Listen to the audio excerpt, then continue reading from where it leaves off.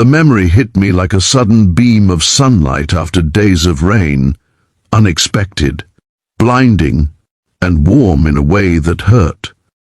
I hadn't thought of her in years. Not since the day life pulled us in different directions. Not since the day my father's last breath shook everything I believed in. Yet there she was, standing at the end of the old village road under the wide daylight sky, holding a faded photograph I thought she'd forgotten. And in that raw, trembling second, just before she spoke, my entire chest tightened as if time itself had folded back into our childhood. That's when she finally whispered the words I hadn't heard in decades. "You promised to marry me when we were kids. If you believe in the power of kindness, fate, and second chances, please like, comment, share, and subscribe to Touch of Kindness. It helps these stories reach more hearts like yours." Her voice echoed for a long moment before I found the strength to breathe again. I had come back to the village for one reason: to sell my father's small, broken house and return to the city where responsibilities didn't allow me to feel anything too deeply. I wasn't prepared for the sunlight in her eyes, or for the quiet heartbreak I didn't know she still carried. Her name was Averin Hale, the girl who used to follow me through the fields with pockets full of wildflowers, claiming she'd marry me one day because I saved her from drowning in the river when we were 7. Back then, I laughed and promised because that's what kids do. I never imagined she'd remember, or that her life had taken a turn even sharper than mine. I stared at the photograph she held. It was of us sitting on a stone fence, barefoot, muddy, and young, her head leaning on my shoulder, her smile bright enough to light the whole valley. On the back was my childish handwriting. "When we're grown, I'll marry you, Averin. I promise." At that time, the world was simple. My mother was alive, my father still laughed, and dreams didn't feel dangerous. Now the adults we became were carrying scars deep under the skin. Averin still stood there in her pale yellow day dress, the breeze brushing her long dark hair sideways. She looked older, yes, but not defeated. Still, there was something behind her smile, a quiet exhaustion, like someone who had been holding up a collapsing roof alone for far too long. I asked her softly when she found that old picture, and she said she'd kept it in a small wooden box near her window, always believing I'd come back for it one day. Always believing maybe, just maybe, I'd come back for her. Her words carried no blame, only fragile hope. It made my heart twist. The day stretched warm and bright as she walked me through the village I once knew by heart. Children ran barefoot down the dusty path. Elders played cards under the banyan tree, and the scent of freshly baked flatbread drifted from the small bakery. Everything was the same. Everything was different. And as we passed the old fields where I used to race her, Averin told me how she had stayed to take care of her sick mother after her father abandoned them. She hadn't gone to college. She hadn't left the village. She worked in a small community clinic now, helping whoever came to her, no matter how little they could pay.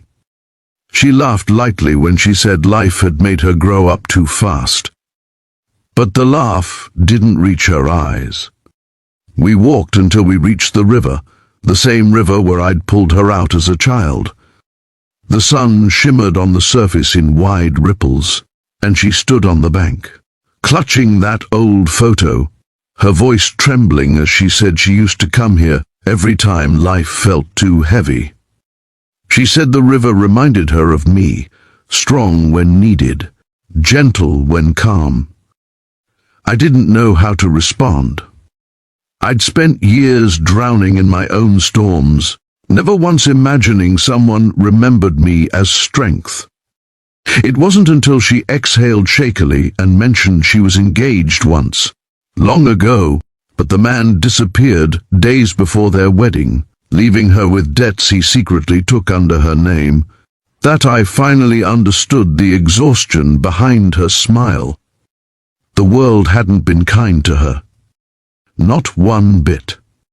Yet she still stood in the sunlight, still offering kindness wherever she could, still believing old promises might mean something.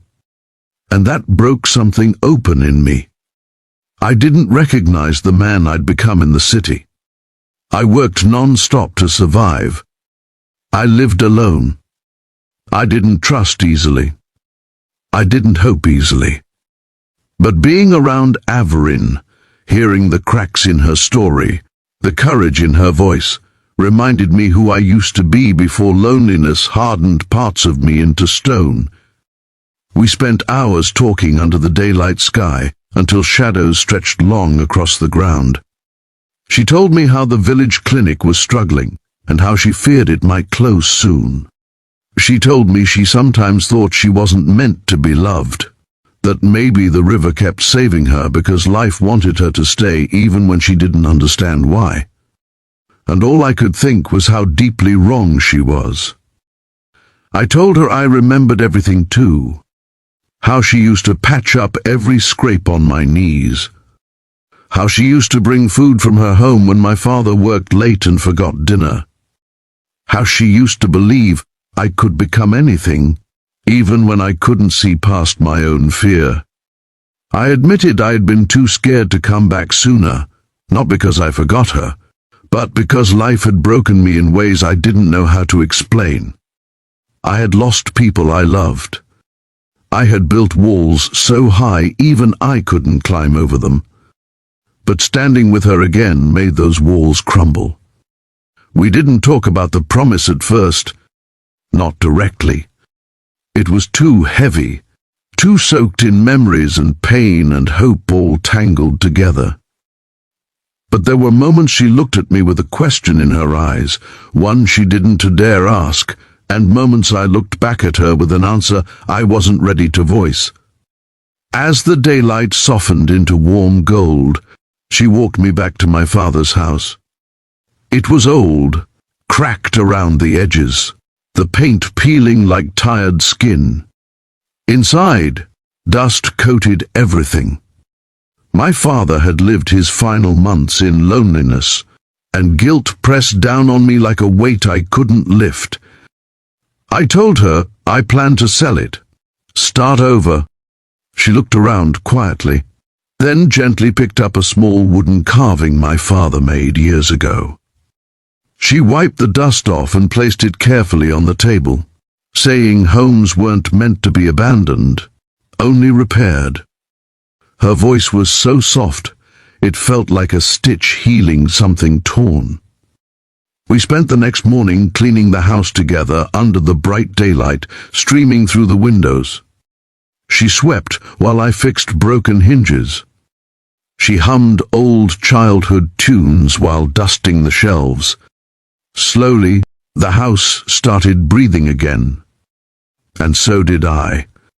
Neighbors stopped by, surprised to see me back.